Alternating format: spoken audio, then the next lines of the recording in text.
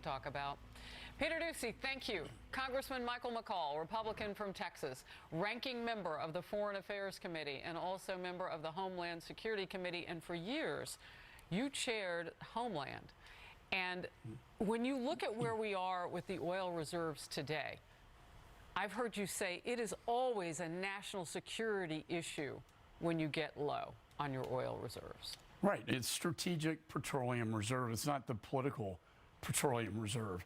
He's playing politics with this national security asset that we have that's really developed really for a time of war that we need the energy. And because we haven't produced energy in this country, because the Biden plan is cutting down, stopping the Keystone pipeline, allowing Putin to connect his pipeline, Nord Stream 2, into Europe, and we're just not producing the oil. Then we have to beg OPEC, right? Of all things, have to go to the Middle East and beg the Saudis to produce more oil. This is very dangerous. It's a dangerous policy. Is there anything going on that we should know about in terms of Russia's role in this? The president often, will go down that lane via his press secretary. Mm-hmm. Well, yeah, I mean, Putin and his pipeline into Europe, Nord Stream 2, why did the president of the United States waive those sanctions that I implemented in the national security interest of the United States, allowing Putin to connect his pipeline into Europe?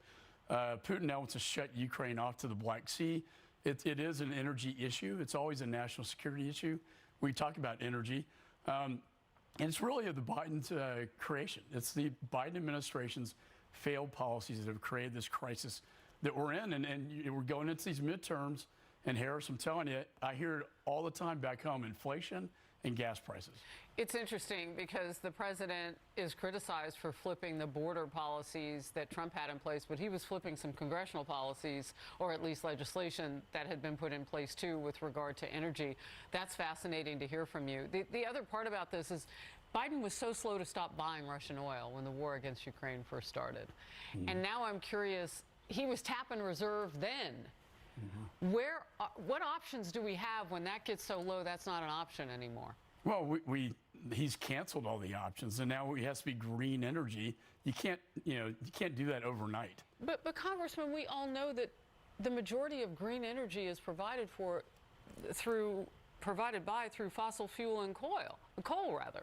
So what is he saying? Like, that's not even possible to transition at this point because we still need the fossil fuels. It's not the flip of a switch. You're right. And we were going to put LNG terminals into Europe that would have created more energy produced in the United States and sent it to Europe.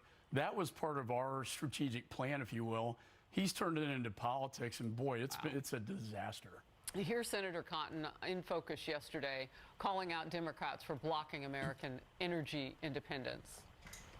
The Democrats want energy prices to be high because they want to end American production of fossil fuels, oil and gas and coal. They may not say it in the 45 days before an election. They may rely on gimmicks like releasing oil from the Strategic Petroleum Reserve, which is also dangerous to our national security. But mark my words, on November 9th, the Democrats are going to go back to openly waging war on American oil, gas, and coal. Congressman, what do our enemies see at this point? They see weakness. We're projecting weakness. We can't develop our own energy. After the fall and debacle of Afghanistan, what did Putin see? Weakness. What does Chairman Xi in China see? Weakness. The Ayatollah, Kim Jong-un, North Korea. That's why these hot spots are flaring up all over the globe, making the world a more dangerous place. Because anytime you project weakness, you invite aggression. And it goes back to, Chamberlain and Hitler to Reagan talking about peace through strength. Well, you know what? I was just writing this down as examples. So Iran now, as of yesterday, sending fighters to help Russia take as much of Ukraine as it can, at least force the Ukrainians back to the table so they can take that little piece that Russia can call victory. And then what is China doing? I mean, she just said, hey, with my next term, can you build the military, not just technology, but really build almost double in size, which would leave us conceivably outnumbered if we had to ever do it. So imagine that. Russia's buying Iranian drones going into Crimea. When you see the cities, about a third of the infrastructure being bombed, it's Iranian drones going in to do this. And then Chairman Xi announces military and economic domination of the world by 2050, the 100-year marathon. He's looking at Taiwan. Taiwan has 90% of our semiconductor capabilities and manufacturing, and he is watching Ukraine very closely.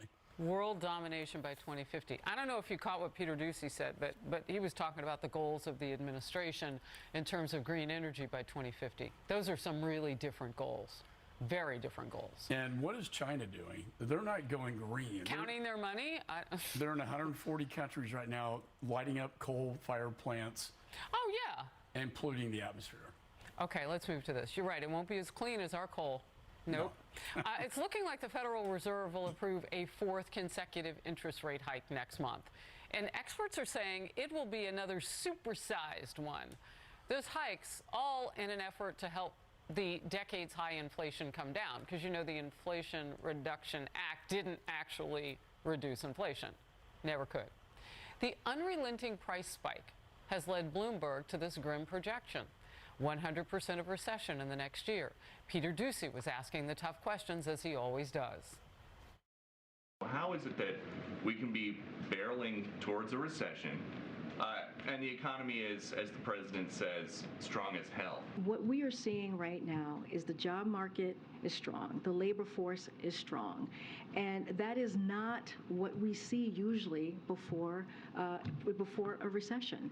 And so, and a lot of that is because of the work that this president has done. What is she talking about? Look, you know, we had the American Rescue Plan. I call it the American Inflation Plan. Then they have this Inflation Reduction Act. It's not reducing inflation. They've thrown gasoline on a fire by spending so much money. Wow. Remember American Rescue, supposedly $2 trillion being, you know, propped into the economy. And that's why we have this inflation that's going on right now. And now the Fed monetary policy is to raise these interest rates and try to catch up with this inflation. And they're going to cause a recession in the process. So we're going into a recession right now. Yeah, we already are, because we've seen back-to-back quarters of lower GDP. And that's just one of the indicators that we mix in, but it's a key one. But the problem now is going to be that people's dollars, we're already missing a month's worth of salary based on the inflation we have right now. Meaning all the bills we pay and all the food and everything that we eat, we would need to make 13 months' salary in order to pay for it all. That's exactly right. I mean, it's about affordability. Can you pay your rent? Can you buy a house when interest rates are going up? Can you eat? Can you buy groceries? Can you buy gas, which is going up astronomically? And hey, how about your retirement plan? I know we've seen a 20% reduction in all of our retirement plans. Congressman, I've had, because I've been traveling recently, one of the places I went to was your state to see the border. We'll get to that in a second. But I've been traveling and people have been telling me my nest egg is destroyed. I'm in my late 60s, early 70s. They're saying, what do we do? And we don't have jobs to wait it out any longer. We've left the job market. It is a heartbreaker. And it has political consequences and ramifications. When people have anxiety about their nest egg being, 20% taken out of it when they were retiring, and now they're thinking about having to go back to work. Yeah, that's true. It is. It's not good. All right, let's get to this, because it really is what you are an expert on in terms of homeland security and the border. Hundreds of people who would love to cross into our nation, many from Venezuela, have assembled a caravan and hit Guatemala and their border first, making their way toward the U.S. I mean, look at their forces fending off, trying to hold their border, and look how small that area is. Our area is 1,933 miles long, with maybe some chunks of wall because our president doesn't really want to secure it. Can you imagine? That little bit is what they're facing. All of this comes after President Biden invoked the Trump-era Title 42 to send Venezuelan illegals back to Mexico. So he did that a few days ago, because we're getting inundated, and so are now those Northern Triangle countries that we promised we were going to be good neighbors with. The policy will also allow as many as 24,000 Venezuelans to be accepted into our country as long as they have a sponsor. Congressman, you're looking for answers on that new policy. I know you wrote a letter to Secretary of State Blinken and Homeland Security Secretary Mayorkas. Here's a quote, a pullout from your letter. It seems more likely to serve as a magnet for additional migrants from Venezuela and elsewhere. Why did you write that?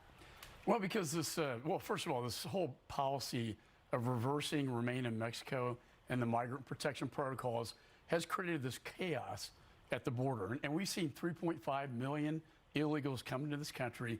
We can't absorb this. They have no legal status. In addition, enough fentanyls to kill the entire population 7 times over.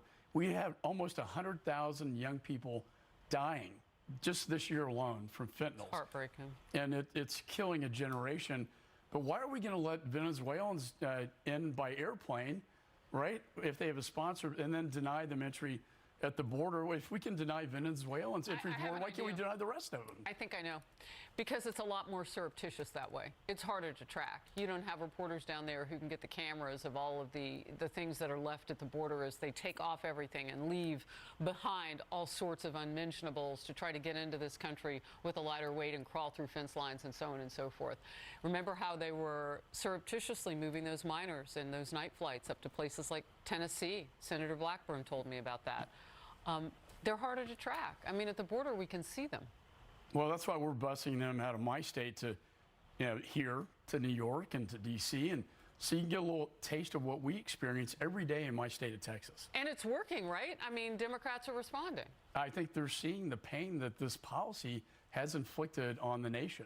And when you talk about 100,000 young people dying, yeah, that's more than Vietnam over 20 years. Wow. We'll have that be the last word. Thank you. Thank you. I appreciate you being here. You too, Harris. Thanks. That's a tough detail.